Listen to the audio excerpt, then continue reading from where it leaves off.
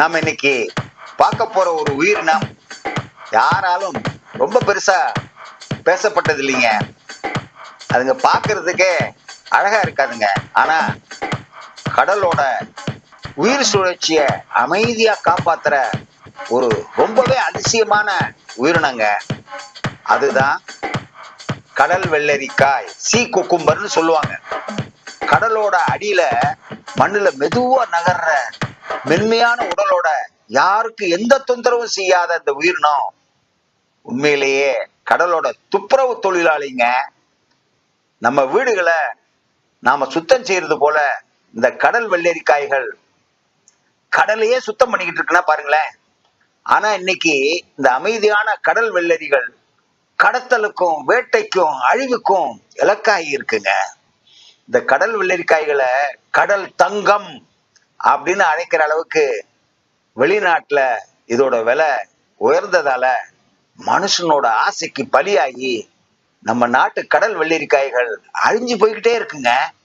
இந்த வீடியோல கடல் வெள்ளரிக்காய்களோட உண்மையான முக்கியத்துவம், இந்தியாவில் நடந்த கடல் வெள்ளரிக்காயோட பல உண்மை சம்பவங்கள், இதோட சட்ட பாதுகாப்பு, கடல் வெள்ளரிக்காயோட எண்ணிக்கைய நம்ம நாட்டு கடல்ல அதிகரிக்கிற முக்கியமான முயற்சிகளை, அப்புறம் கடல் வெள்ளரிக்காயோட எதிர்கால நம்பிக்கைய, இதெல்லாத்தையும் உணர்ச்சி பூர்வமா நம்ம பார்க்க போறோங்க. கடல் வெள்ளரிக்காய்கள் பார்க்கறதுக்கு ஒரு சாதாரண உயிரினம் போல தோன்றுனா கூட கடல் வெள்ளரிக்காய்கள் கடல்ல இல்லைன்னு வச்சுங்களேன், கடலோட அடித்தட்டு ஒரு நாள் கூட சுத்தமா இருக்காதுங்க. கடல் வெள்ளரிக்காய்கள் கடலுக்கு அடியில இருக்கிற மண்ணில் உள்ள கழிவுகளை எல்லாத்தையும் சாப்பிட்டு அதை மறுபடி சுத்தமான மண்ணா மாத்துதுங்க. அதனாலதான் விஞ்ஞானிகள் கடல் வெள்ளரிக்காய்களை ஈகோ சிஸ்டம் இன்ஜினியர் அப்படின்னு சொல்றாங்கன்னா பாருங்களேன். ஒரு கடல் வெள்ளரிக்காய் ஒரு நாள்ல கிலோ கணக்குல கடல் அடி மண்ணை சுத்தம் செய்யுது. ஆனா அந்த அற்புத உயிரினம் இன்னைக்கு உயிரோட போராடிக்கிட்டு இருக்குங்க. சீனா, ஹாங்காங் போல பல நாட்டிலையும் கடல் வெள்ளரிக்காய்களை மருந்தாவும் உணவாகவும் பயன்படுத்துறதால இதுக்கான விலை தங்கத்தை விட அதிகமாகிக்கிட்டே போயிட்டு இருக்குது. அதனாலதான் இந்தியாவுடைய தெற்கு கடற்கரை, ராமேஸ்வரம், மன்னார் வளைகுடா, லட்சத்தீவுகள் எல்லாமே கடல் வெள்ளரிக்காய்கள் கடத்தலுக்கான முக்கியமான பாதைகளா மாறிடுச்சுன்னா பாருங்களேன். ஒரு காலத்துல யாருமே கவனிக்காத இந்த கடல் வெள்ளரிக்காய் இன்னைக்கு மாபெரும் மாஃபியா வியாபாரத்தோட மையமா மாறிடுச்சுங்க. ராமேஸ்வரத்துல இருந்து கடல் வெள்ளரிக்காய்களை சட்ட விரோதமா பிடிச்சு ஸ்ரீலங்கா வழியா சீனாவுக்கு கடத்தப்படுற சம்பவங்கள் ஒன்று இல்லைங்க, நூற்று கணக்கா இருக்குதுங்க. 2021 தமிழக கடலோர காவல் படை அப்புறம் இந்திய கடற்படை ரெண்டும் சேர்ந்து 1200 கிலோ கள்ளக்கடத்தல் கடல் வெள்ளரிக்காய பறிமுதல் செஞ்சாங்க. அது அந்த வருஷத்தோட அதிகபட்ச கடல் வெள்ளரிக்காய் கள்ளக்கடத்தல் பறிமுதல்ங்க. இந்த சம்பவம் தான் முதல்ல நம்ம நாட்டோட கண்ணையே திறந்துச்சு. இனியும் தாமதம் செய்யக்கூடாது அப்படின்னு அரசாங்கம் உடனே முடிவு செஞ்சாங்க. அதன் விளைவாத்தான் 2021 கடல் வெள்ளரிக்காய்களை வைல்ட் லைஃப் ப்ரொடெக்ஷன் ஆக்ட்ல ஷெட்யூல் 1 பட்டியல்ல சேர்த்தாங்க. அதாவது இது இனிமேல் கடல் வெள்ளரிக்காய்களை பிடிக்கிறது புலிய வேட்டையாடுறது போல கடுமையான குத்தம்னு அறிவிச்சாங்க. இது இந்தியாவுல ஒரு அமைதியான கடல் உயிரினத்துக்கு கிடைச்ச மிகப்பெரிய சட்ட பாதுகாப்புங்க. ஆனா சட்டம் மட்டும் நம்ம நாட்டு கடல் வெள்ளரிக்காய்களை பாதுகாப்பு கொடுக்குங்களா?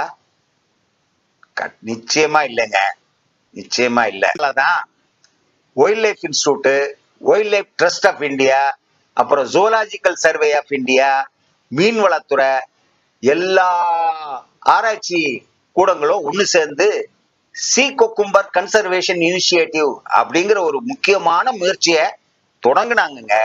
இதோட முக்கிய நோக்கம் என்னன்னா, கடல்ல இந்த கடல் வெள்ளரிக்காய் வேட்டைய நிறுத்தது மட்டும் இல்லைங்க, கடல் வெள்ளரிக்காய் எண்ணிக்கைய மறுபடியும் கடல்ல எப்படி அதிகப்படுத்துறதுந்தாங்க. லட்சத்தீவுல 2021 முதன் முறையா மெரைன் கன்சர்வேஷன் ரிசர்வ்டு அப்படின்னு ஒன்ன உண்டாக்குனாங்க. சொன்னா நம்ப மாட்டீங்க, இது உலக அளவுல ஒரு மிக முக்கியமான கடல் வெள்ளரிக்காய் பாதுகாப்பு நடவடிக்கைங்க. அதே நேரத்துல இந்திய கடற்படை அப்புறம் கடலோர காவல் படை எல்லாம் சேர்ந்து ரோந்து நடவடிக்கையில கடல் வெள்ளரிக்காய் கடத்தல முக்கியமான ஒண்ணா எடுத்தாங்க. இந்தியாவுடைய முயற்சி உலகத்துக்கு ஒரு பெரிய எடுத்துக்காட்டா ஆயிடுச்சுன்னா பாருங்களேன். பசிபிக் தீவுகள்ல நடந்த குக்கும்பர் கிரைசிஸ் அப்படின்ற ஒரு பெரிய ப்ராப்ளம் இதுக்கு ஒரு முக்கியமான எடுத்துக்காட்டுங்க. 2015 இருந்து 2020 வரைக்கும் பாப்போ நியூ கினியா, பிஜி, சாலமன் தீவுகள்ல எல்லா கடல் வெள்ளரிக்காய வேட்டையில கடல் உயிரின வாழ்க்கை முழுமையா காணாம போயிருச்சுங்க. கடலே செத்து போச்சு. மீனவங்க தங்களோட வாழ்வாதாரத்தை சுத்தமா அழிச்சிட்டாங்க. அவங்களே பழங்குடி மக்களோட வாழ்க்கையும் சுத்தமா அழிஞ்சு போச்சுங்க. அதுக்கப்புறம் தான் புத்தி வந்துச்சு. அதாவது திருடு போனதுக்கு அப்புறம் தான் நமக்கு புத்தி வருங்கிற மாதிரி பாப்போ நியூகினியா அரசு 5 ஆண்டுகளுக்கு முழுசா கடல் வெள்ளரிக்காய்க்கு தடை அறிவிச்சாங்க. அதுக்கப்புறம் சீ ரான்ச்சிங் அப்படின்னா கடல்ல கொண்டு போய் இந்த குட்டிகளை கொண்டு போய் விடுறது, ஹேச்சரி வளர்ப்பு முறைன்னு பல முயற்சிகளை தொடங்கினாங்க. இந்த அனுபவத்துல இருந்து நம்ம நாடு நிறைய தெரிஞ்சுக்கிட்டாங்க. ஆனா காசு ஆசை பிடிச்ச சில பேர் இன்னமும் புத்தி வராம கள்ளக்கடத்தல்ல இந்த கடல் வெள்ளரிக்காய கொண்டு போயிட்டே தாங்க இருக்காங்க. ஜப்பானோட சீ ரான்ச்சிங் மெத்தடு சிஎம்எஃப்ஆர்ஐ மூலம் தமிழகத்துல மன்னார் வளைகுடால சோதனை அடிப்படையில நடைமுறைக்கு கொண்டு வந்திருக்காங்க. ஆர்டிபிஷியல் ஹேச்சரியில கடல் வெள்ளரிக்காய் இனங்களை வளர்த்து மீண்டும் கடலுக்குள்ள விடுற முயற்சி இருக்கு பாத்தீங்களா, இன்னைக்கு ரொம்பவே வெற்றிகரமா நடக்குதுங்க. இதுவே இந்தியாவுடைய கன்சர்வேஷன் பயாலஜியோட புதிய ஆரம்பங்க.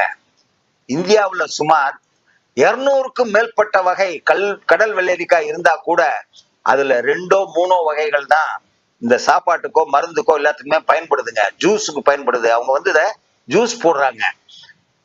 மன்னார் வளைகுடால அந்தமான் நிக்கோபார் தீவுகள்ல கன்னியாகுமரி இங்க எல்லாமே கடல் வெள்ளரிக்காய்களோட முக்கியமான வாழ்விடங்க.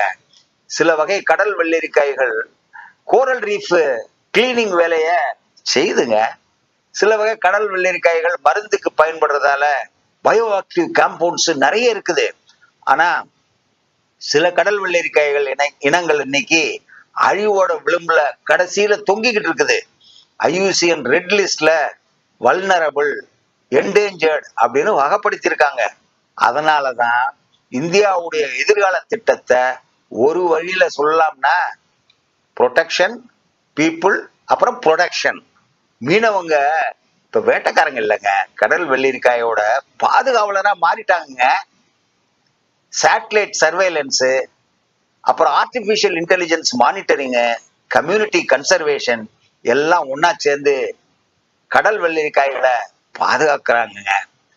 கடல் வெள்ளரிக்காய் இன்னைக்கு ஒரு கடல் உயிரினம் மட்டும் இல்லைங்க, அதுங்க இந்தியாவுடைய அறிவியல், சமூக, சுற்றுச்சூழல் ஒற்றுமையோட அடையாளமா இருக்குதுன்னா பாருங்களேன். நண்பர்களே, கடல் வெள்ளரிக்காய்கள் நீங்க நினைக்கிறது போல ஒரு சாதாரண கடல் உயிரினம் இல்லைங்க. அதுங்க கடலோட தூய்மையை காக்கிற அமைதியான சாமியாருங்க. கடல் வெள்ளரிக்காய்கள் அழிஞ்சா கடல் மட்டும் இல்லைங்க, நம்ம தமிழ்நாட்டோட எதிர்காலமும் ரொம்பவே பாதிக்கப்படுங்க. இன்னைக்கு நம்ம நாட்டுல சட்டம், அறிவியல், மக்கள் எல்லாம் ஒன்னா சேர்ந்து இந்த கடல் வெள்ளரிக்காய்களுக்கு குரல் கொடுக்கறாங்க. ஆனா இந்த பாதுகாப்பு நம்ம அரசோட வேலை மட்டும் இல்லைங்க, நம்ம மக்களோட பொறுப்பும் கூடங்க. உங்களுக்கு இந்த கடல் வெள்ளரிக்காய் வீடியோ உங்க மனசை தொட்டிருந்தா ஒரு லைக் கொடுங்க, சப்ஸ்கிரைப் செய்யுங்க.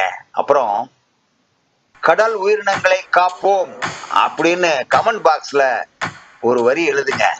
ஏன்னா கடல் நலம் நம்ம தமிழர் வாழ்க்கையோட நிச்சயமான நலம்ங்க.